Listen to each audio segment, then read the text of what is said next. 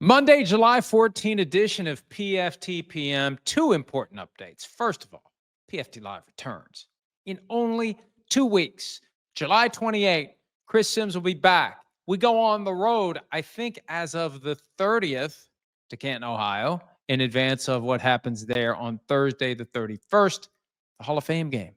First game of the season, Chargers and Lions in Canton, Ohio. So our first week back will be a busy one. Then comes the preseason. Then before you know it, the regular season starts and off we go.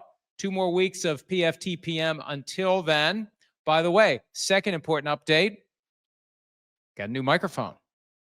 The volume should be better. The echoes should be diminished. And for those of you who complained incessantly about the blinking lights on the old microphone, we'll have to auction this thing off or something so you can plug it into your own computer and annoy someone else with the blinking lights on your microphone.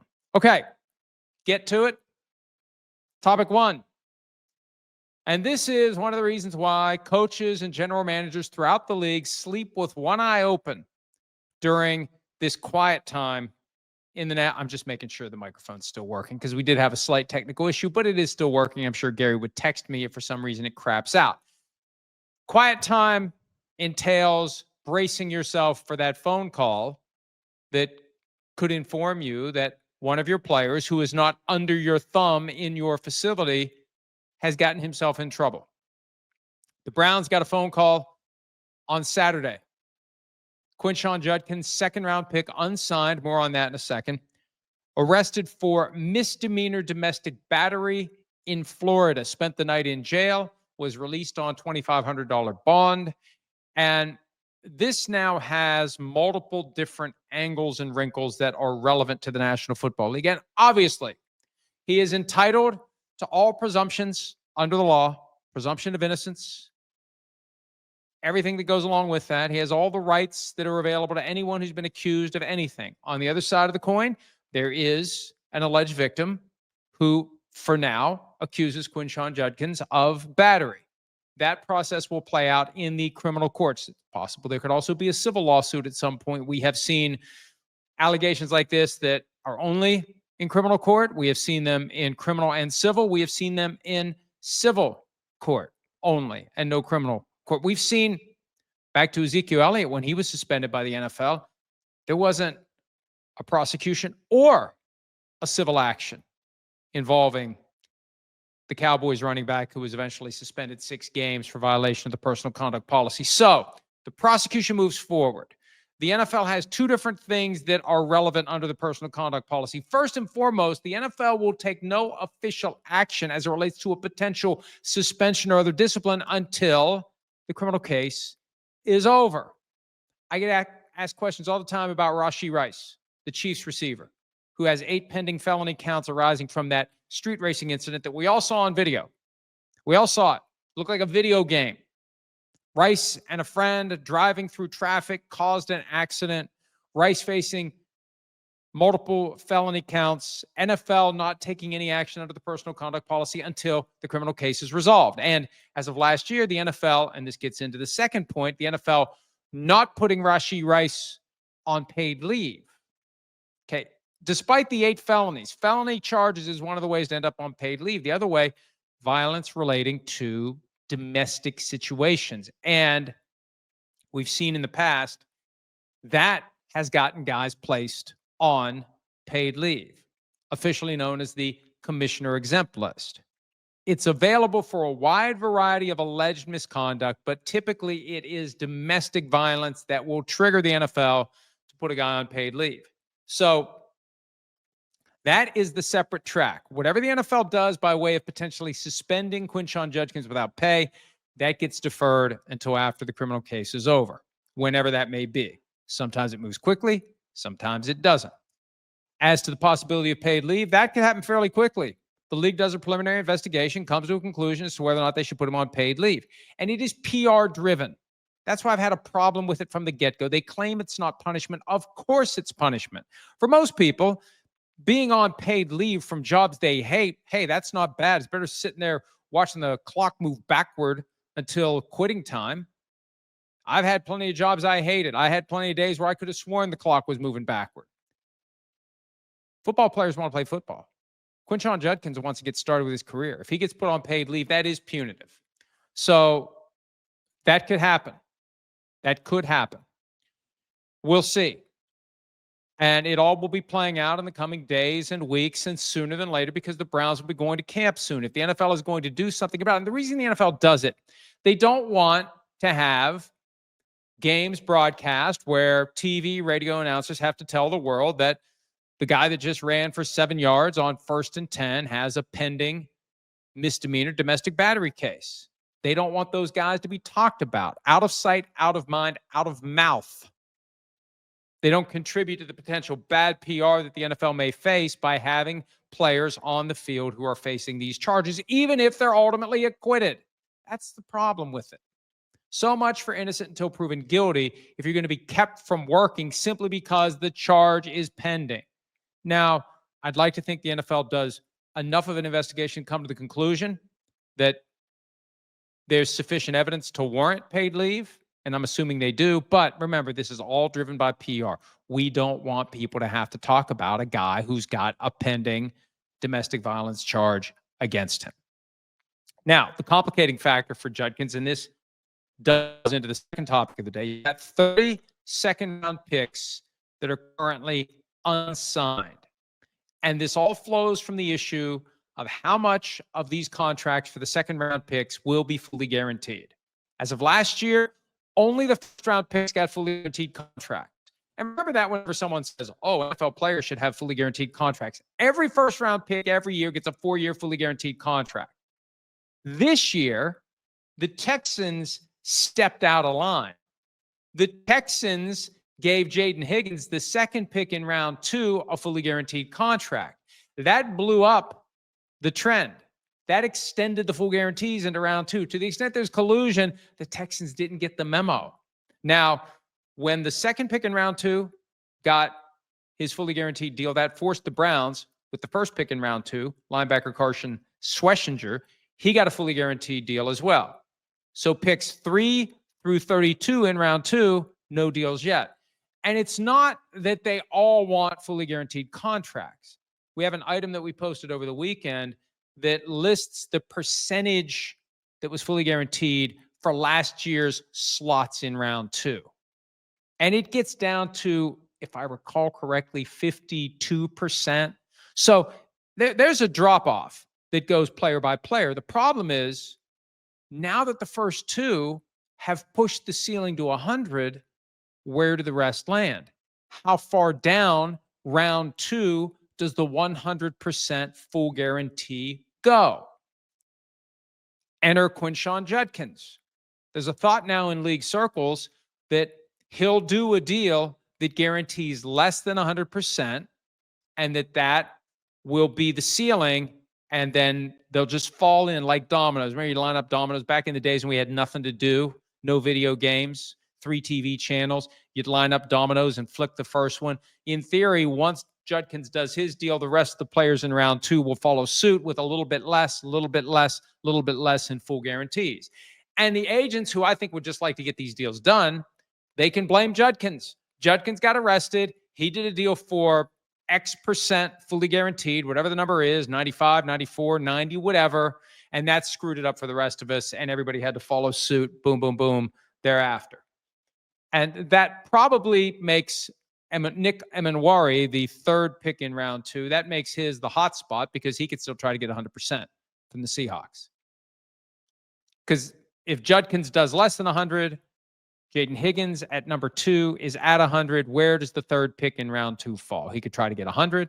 He could take maybe something between Higgins and Judkins. We'll see. But that's what that's all about.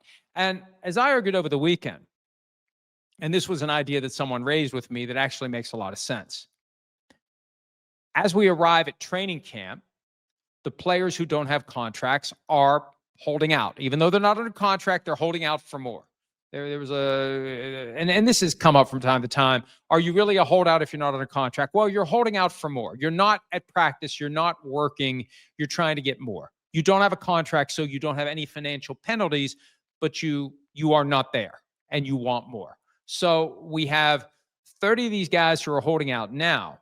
the point that was made over the weekend, and this is a good one, why didn't you take a stand earlier?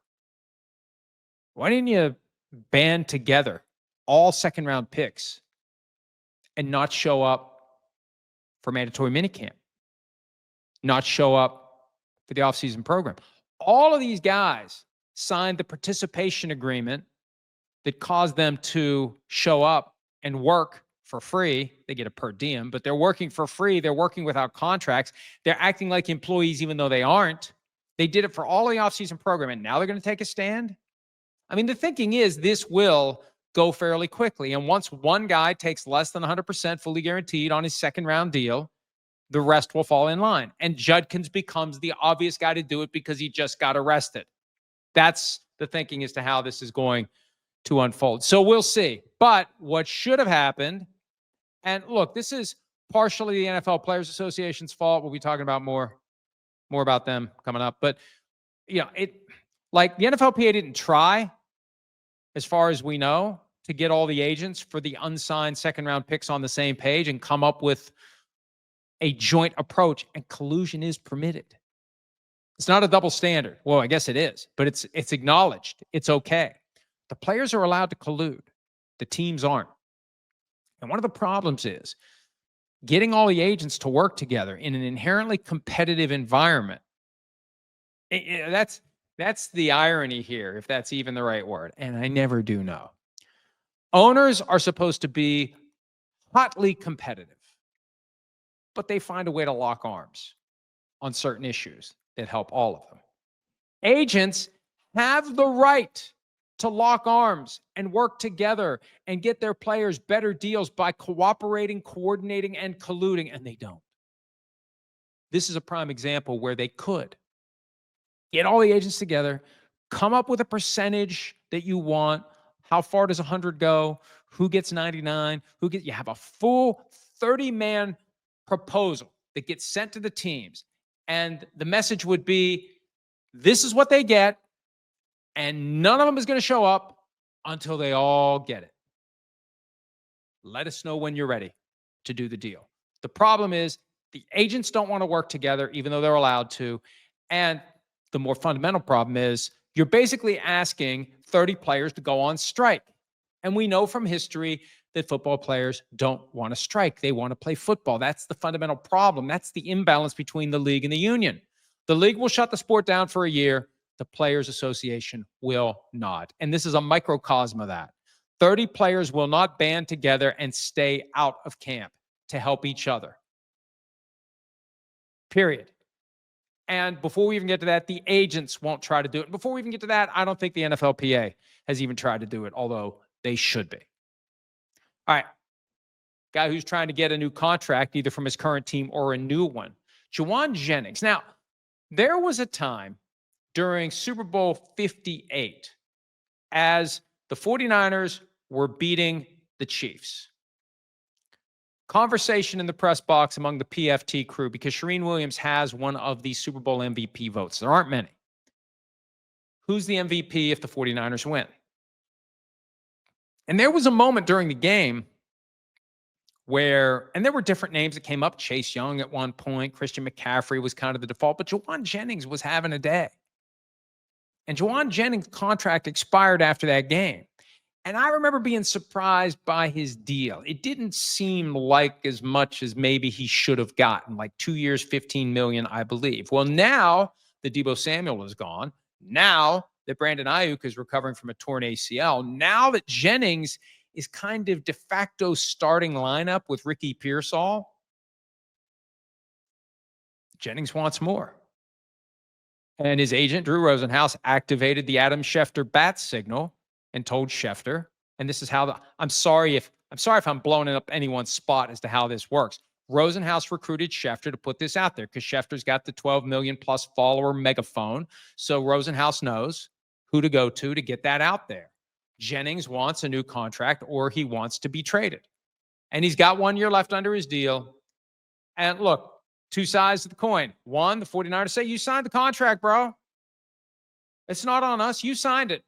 You're under contract. Honor your contract. The other side of it is, when I signed it, I was 3, maybe 4 on the depth chart. Now I'm 2, possibly 1, depending upon Ricky Pearsall, and definitely Brandon Ayuk. Like, when does anybody expect him to be ready? Jennings could be WR1 for the 49ers this year at $7.5 million. I mean, look, you're a free agent. Didn't have to re-sign. Could have signed with anyone. The market dictated Jauan Jennings' value, plain and simple. So that's the reality. That's the bottom line. And now Jennings wants to enhance his bottom line because he's got some leverage. And remember, to the honor your contract crowd, there are 2 contracts that apply. The contract between player and team, and the contract between all players and the league. And players have rights under both contracts. And the CBA gives you rights to violate the terms of your individual contract. If you're willing to pay the fine for each day that you miss training camp, you have the right to do it. So there are certain things you can do within the confines of the CBA that constitute technically a violation of your individual contract. So he's got some leverage, but not much. He's got some levers, but not many. And we'll see what happens if he holds out. The 49ers have a history of huffing and puffing, but eventually caving in with guys who hold out. Will they do it with Jauan Jennings, or will they find a way to sweeten his contract? We will see. We'll also see whether or not the Eagles, who are the most talented team right now in football, I don't think that's a stretch to say that. Defending champions, blew out the Chiefs, which is really the only way to beat the Chiefs. You can't beat the Chiefs by a point. You got to beat them by 20 or more, or they will come back and get you. Can the Eagles get back to the top of the mountain? They're back in the valley of 0-0. And it's unfortunate that they haven't gotten their rings yet, because once you get your rings, you can close the book on the mountain that you just climbed. They're getting the rings on Friday night, July 18. They were supposed to get them on Friday, June 6. So it's right up against the start of training camp. So this is going to be a hard reset as Nick Sirianni, the coach of the Eagles, tries to get the team in the right frame of mind to repeat. But Sirianni says he's not thinking of it as repeat. He's thinking of it as sustained success, because repeat implies that you're looking in the rearview mirror at the thing you've already done. Forget about the thing you've done. Rip off the rearview mirror. That's the Belichick approach. Yesterday does not matter. Tomorrow does not matter. What matters is today. What are we doing today? We're doing everything in our power to lay the foundation to work toward trying to win the Super Bowl. It doesn't matter if we won last year's. It won't matter if we win next year's. All that matters is this year's. That's the sweet spot where you have to get players to be, especially the guys who just climbed to the top of the mountain. That's why I'm a firm believer in adding, when you have a Super Bowl winner, add a guy to the roster who's a veteran who doesn't have a Super Bowl win. Because to the extent that, the other players like him, the other players want to get a ring for him, it's no longer about getting a second ring for me. Hell, I already got a ring. I've already been to the top of the mountain. Oh, we want to win one for our new teammate. Just that mindset can help avoid the complacency that will creep in. I remember reading years ago that Terry Bradshaw used to be horribly depressed after the Steelers would win a Super Bowl because his attitude was, what do I do now? What do I do? We just climbed that mountain. Try to climb it again? Now, remember, Bradshaw, this was back in the days where beyond 2 in a row, like, people weren't thinking about legacy. There wasn't this nonstop discussion about where it wasn't until Bradshaw got to 4 and Montana got to 4 that became a thing where Tom Brady's tracking 4. Can he get to 4? Now Tom Brady's at 7. Can Patrick Mahomes catch him? Like, the legacy thing becomes more of an issue, and everyone would love to be the team that wins 3 in a row. The Eagles are forgetting about last year. At least Sirianni is. And it makes sense. Whether it works is a different thing. You got to forget about last year. You got to focus on one game at a time, 1 week at a time, 1 month at a time, 1 season at a time, and we'll see if they can do it. If they can stay healthy, they should be there at the end.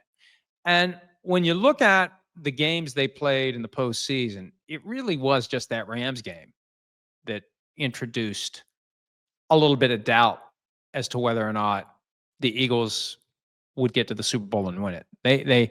They were able to handle the Packers game.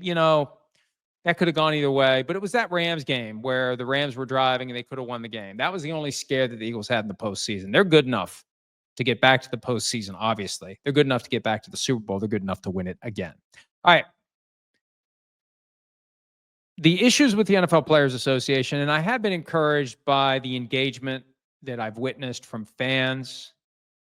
It took the media a little while to come along. You know, it's funny to see the statement that was issued yesterday by the NFLPA Executive Committee to a variety of reporters who had been completely ignoring, head in the sand, any of the issues dating back to the Pablo Torre Finds Out episode where I joined him to unveil the 61-page collusion ruling that had been jointly hidden by the league and the union, that inexplicably the union had failed to use as a hammer against the NFL. Once we started down that path, all of the usual suspects ignored it. It wasn't until Don Van Natta Jr. and Kalen Kaler of ESPN, who aren't part of the drip, let's find out the stuff they're going to announce in 5 minutes anyway crowd. They're more of the let's find out stuff they don't want us to know crowd. And that is a far more thankless position. They advanced the story to the point where their report from Thursday of last week that Lloyd Howell, the NFLPA executive director, is working part-time. And it just, I still want to laugh when I say it. It's ludicrous to me. He's working part-time as a paid consultant for a private equity fund that has been pre-approved by the NFL to be on a short list of private equity funds that can buy a minority interest in NFL teams. And that's fine. And the NFLPA has no qualms about it.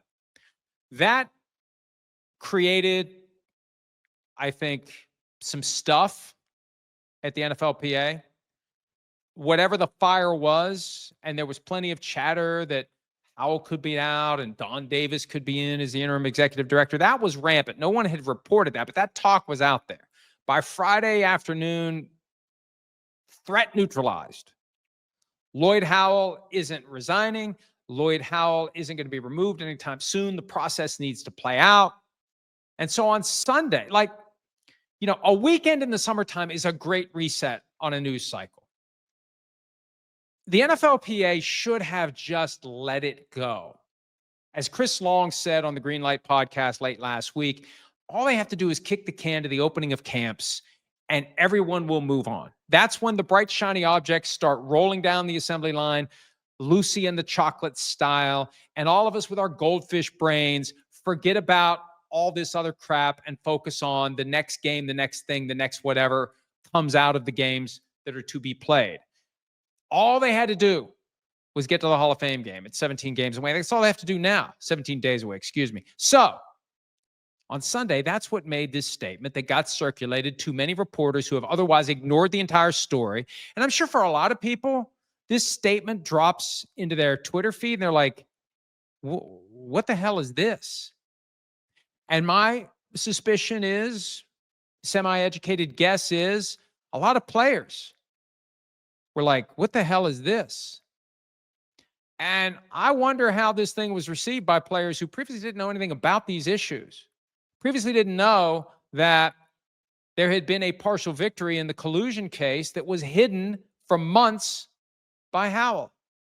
Didn't know that there was a conflict of interest question as it relates to the Carlyle Group, the private equity fund that Lloyd Howell works for on the side. He worked for them at the time he was hired by the NFLPA, and then a year later, that's when the Carlyle Group joined this select group of private equity funds that can buy a piece of NFL teams, a pretty lucrative investment. Players maybe, because remember the Lloyd Howell hiring process, it was all top secret with NDAs and nobody said anything. We want to keep the meddling members of the media from trying to divide us. And that leads me to the statement from yesterday, because that was my big takeaway. It's about attacking those on the outside who dare to pay attention to the story, who dare to share fair, honest opinions about the story. And they decried in the statement that was issued by the executive committee false reports about this, that. There are no false reports about these things they're complaining about. The only thing that happened last week that would speak to the existence of doubt within the union was Executive Committee member Cam Hayward telling ESPN, in declining to comment on the story that they did, he can't talk because the situation at the union is currently, quote unquote, dicey. So, look, it's not surprising that that's the move that was made by the union, because it's right out of the modern American political playbook. Attack, attack, attack, deny, deny, deny, and declare victory and retreat if necessary. That's the formula. It's predictable, but it is also kind of sad, because at the core of this is the reality that you've got a rank and file NFLPA union membership that is not as engaged as they need to be. And that lack of engagement has been used against them by the league. It's being used against them now by their leadership. And I don't know how much of this executive committee statement has Lloyd Howell and or Chief Strategy Officer J.C. Tretter's fingerprints on it, but I saw it and I thought, this is just strange, because we're getting closer and closer to all of this dying down. Why kick the story up when, and from Friday to Sunday, I know it's only 48 hours, but as NFL news goes, it's 48 years. It was dying down. It was going away. They didn't need to do it. And what probably happened is, and this is just a guess, they probably decided at some point on Friday, we need to say something. And then it probably took them a couple of days to get to the right statement. And by the time they got to the right statement, they didn't stop and think, hey, you know what? Maybe we should say nothing. See, once you've sat down and put together the statement, whether it's somebody on the outside who was paid to do it, somebody on the inside who was paid to do it, you have effort justification that comes into play. Hey, we've put all this time and or potentially money into creating this statement. Now we got to use it. Wait a minute. We spent the last 2 days putting this thing together, and now we're going to stick it in the drawer next to where the collusion grievance used to be.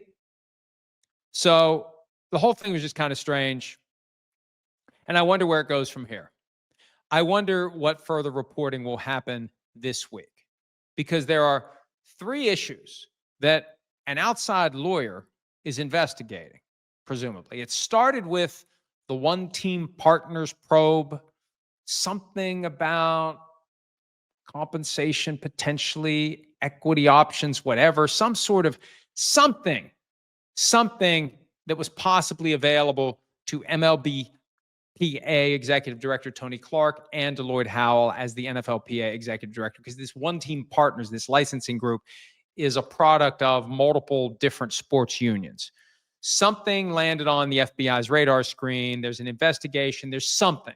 And at some point, an outside lawyer was hired to look into Lloyd Howell's activities related to that. Well, now that we've got the mini uproar, should be bigger, mini uproar over the collusion grievance ruling that was hidden by Howell, and this fresh look at the conflict of interest that was never really fleshed out at the time because everything was a secret. See, this is what happens when you work in secrecy with no transparency. There are issues that never get an opportunity to be fully vetted and discussed.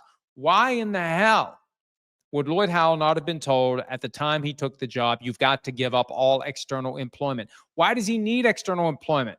He's making $3.6 million, or at least he did his first full year on the job. So presumably he's going to keep making that range of money. Why do you need outside employment? Why do you, especially once a pretty clear conflict of interest arises? Oh, we fully investigated the situation. It was determined there's no actual conflict. He's working in a completely different side of the bit. None of that stuff matters. The Carlyle Group is in bed with the NFL, and Lloyd Howell is in bed with the Carlyle Group. And the NFL is the mortal enemy of the National Football League Players Association. And the players deserve better than that cloud, that question. It isn't whether or not we can ever prove that Lloyd Howell exercised his discretion in a way that was undermined by his separate relationship with the Carlyle Group, because he didn't want the NFL to get upset and complain to someone about the Carlyle Group who might not renew Lloyd Howell's contract. You shouldn't even have the pieces in place. Like, even if the puzzle is never completed, the pieces to the puzzle shouldn't be on the table. That's the problem. And that's not me trying to get Lloyd Howell fired. Lloyd, if you think that, you're incorrect. You have a conflict of interest that you refuse to acknowledge. And where is Lloyd Howell in all of this? Why isn't he saying something? Why isn't J.C. Tretter saying something? Are they speaking between the lines of the executive committee statement? I don't know. But this shouldn't go away. It might. Hopefully, others will continue. Either the ones who haven't realized there's something there yet will jump in, more the merrier. Either that'll happen or the ones who are already reporting it. Because I think a statement like what came out yesterday will serve only to make the people who have been following the story more determined to keep following it. And right now, the list is 4. Pablo Torre, Don Van Natta Jr., Kalen Kaler, and me. That's it. Those are the ones who are trying to drill down and get to the truth. And if anybody else wants to get involved, the bandwagon has unlimited space. We'll see how that plays out. And again, this is all from the interest of 2 things. One, getting to the truth, being transparent, pulling things into the sunlight. That's one. The other, I do have the best interest of the players at heart. And I don't want to be the NFLPA executive director. I don't want to be the kingmaker. As I may have said last week, I've had plenty of people reaching out to me, pushing different angles. Like, look, I'm not getting into a Game of Thrones thing here. I'm not trying to help someone position. No.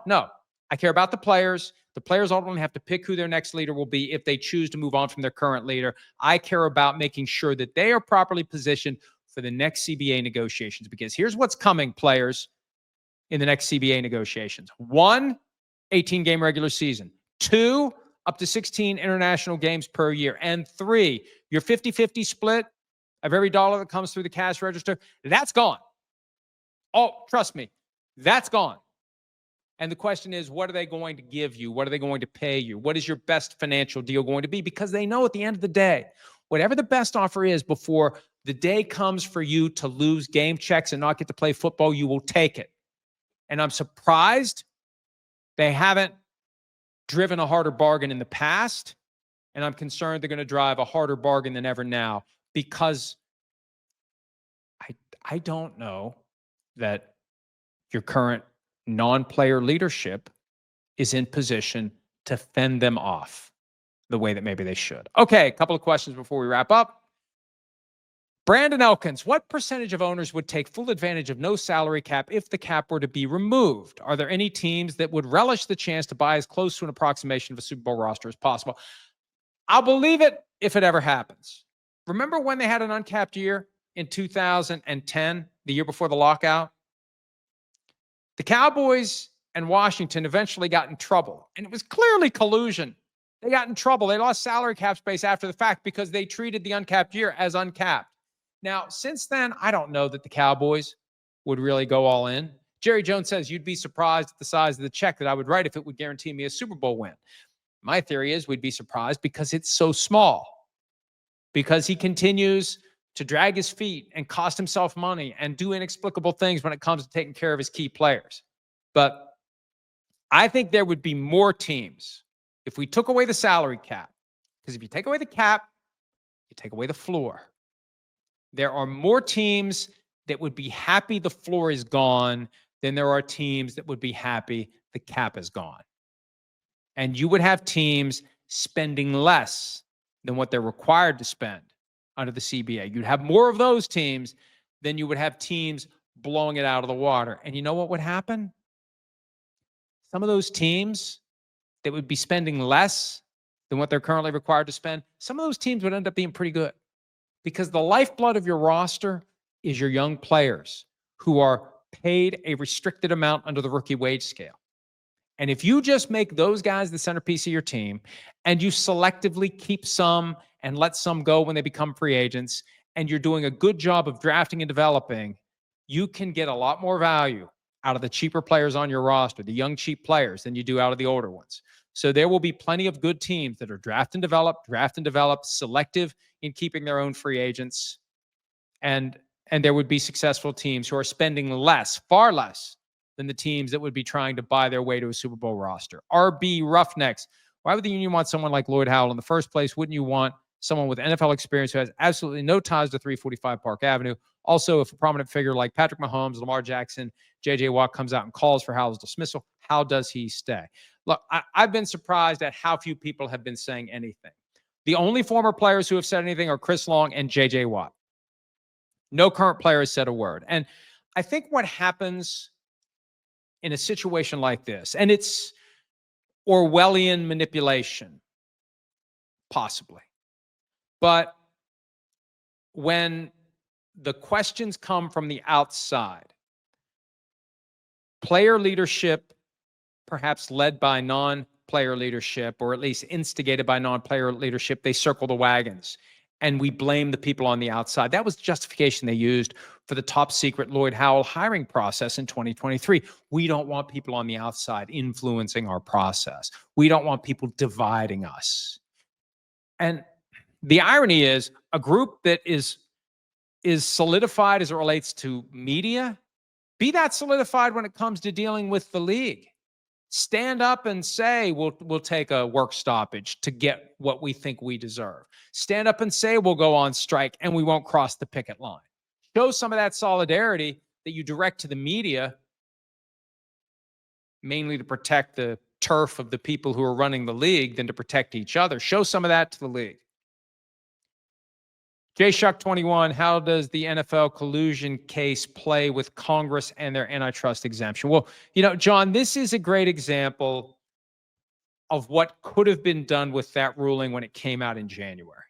Because when you have an imbalance in bargaining, where you have owners who will shut the sport down for a year and players who won't miss a game check, you need to use everything else you can to create leverage, to create chaos. So you get the ruling and you have a press conference immediately explaining that you caught the commissioner with his hand in the collusion cookie jar, and you call for the commissioner to resign or be fired, and you call on the Department of Justice Antitrust Division to investigate all the other ways that the NFL is engaging in antitrust violations by virtue of this 32 independent company group that locks arms and works together to help each other. Because the argument would be, if they're violating the antitrust laws as it relates to collusion with respect to players, they're doing it in other ways as well, and they should be investigated. So they have limited antitrust exemptions. There are plenty of areas where they don't have an antitrust exemption. And a strong union with strong leadership would be using the fact that they were caught attempting to collude, urging teams to collude. That would be the ammunition to get Congress to look into what the NFL is doing, to get the Department of Justice to look into what the NFL is doing, and to potentially threaten the antitrust exemptions that currently exist. That's why, it's one of the reasons why the decision to hide the collusion ruling was so surprising. And, the fact that once it came to light that they were hiding this thing, then all of a sudden they're appealing the outcome. Well, I think that says plenty. Two more real quick. From Don Tagner, how do you see the Giants quarterback situation working out? Hey, I look at it this way. If they truly believe in Jackson Dart, traded up into round one to get him, he should be able to beat out Russell Wilson. Based upon what we saw of Russell Wilson the last 3 years, last year, last 2 years, Jackson Dart, if he's the guy, should be able to beat him out. Now, the question is, do you protect Jackson Dart because you want your team to maybe develop and improve a little bit? I don't know. But if Russell Wilson starts week one, it's just a matter of time before Dart's in. And if Dart ends up not playing this year, that means maybe they picked the wrong guy.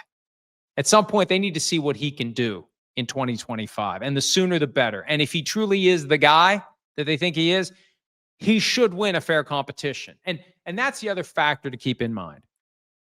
Regardless of what the team wants to do, ownership, front office, coaching staff, the players will have a say in this.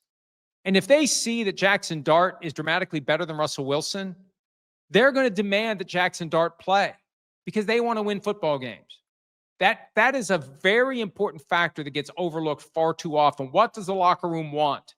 Because if you start defying the wishes of the locker room, you have a problem on your hands if you're the coach, the GM, or the owner. Last one, just the facts. I am 62 years old, born and live in the Twin Cities. If I live to be 100, will I have witnessed a Vikings Super Bowl victory?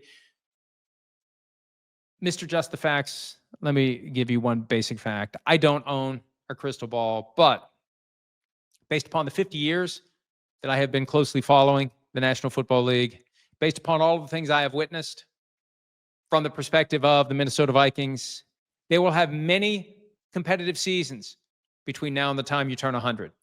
They will have many playoff appearances. But when the chips are down, when the pressure is the highest, when it matters most, they will once again reach into your chest, rip out your heart, and show it to you. And then stomp on it. And then put it back in, and we'll do it again. So maybe, Mr. Just the Facts, you and I will be hanging out somewhere either very high or somewhere very low when the Vikings finally win a Super Bowl. And my son or grandson or great-grandson will be at my tombstone with the perpetual solar-powered Aaron Rodgers saying, don't waste your time reading crap like that, plus whatever else we put on to that endless loop, watching the game. And finally, if it ever does happen, before the earth implodes, finally, the Vikings will win a Super Bowl. But I have a feeling, just the facts, we're going to have to live to be a lot older than 100 to witness it. That's it on that happy note for today's edition of PFT PM. The plan is to do it every day this week, every day next week, and then on Monday, July 28th, Christopher David Sims will be back. PFT Live will be back. Football will be back.